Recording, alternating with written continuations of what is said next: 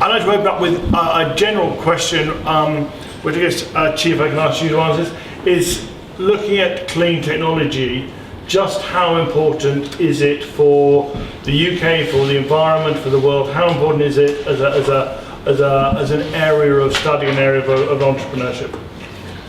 Well, I don't want to be accused of understatement, but I think that clean technology is the thing that will get us through the next couple of centuries for the human race, basically. So that's where I start off from, because if you take a historic point of view, you had the Industrial Revolution, which enabled vast higher population to be fed, etc., on this world. But now we're getting to a point where we can't go on as it is.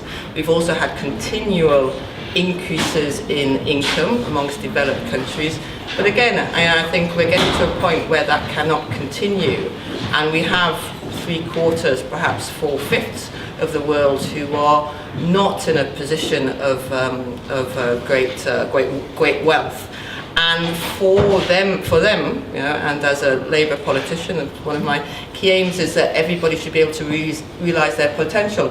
For them to realise their potential, in terms of education, in terms of income, in terms of society, there has to be sustainable, green and clean technology which supports the kind of society that I would call a civilised society. So it's very important. Henri, I know you are running a clean technology company. It can't be anything but important, but how do you see it in sort of a larger sphere?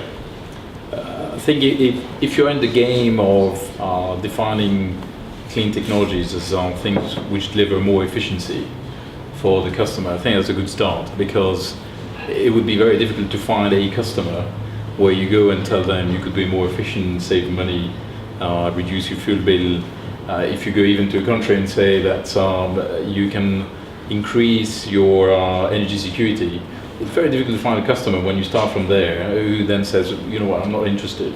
So in a sense, of course it is important, and as was just said, but also it's an area that, provided that you start from, is there a business to be had? Can I see the value chain delivering returns? Can I see a growth story whereby, by definition, if you are, particularly the world that I inhabit, which is the world of energy and power systems, a global platform, then, yes, of course it's important, and not only that, but it's a good business area to inhabit. And it will be for some time to come, I would argue. 200 years, perhaps. Simon? I think from my point of view, the interesting thing here actually is the political and technical combination, because the clean tech drivers are going to be global forces that change how politics is delivered, and global changes aren't very good at looking at geographic coverage and country boundaries and stuff like that. They just force their way across the world. And so politically it's going to be quite challenging to sort out the differences between dry and wet areas, if you like, and other things.